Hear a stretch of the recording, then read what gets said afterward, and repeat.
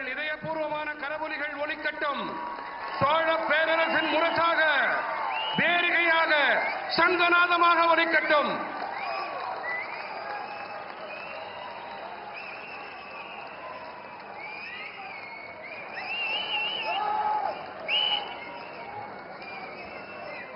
वणक्कम नमस्कार।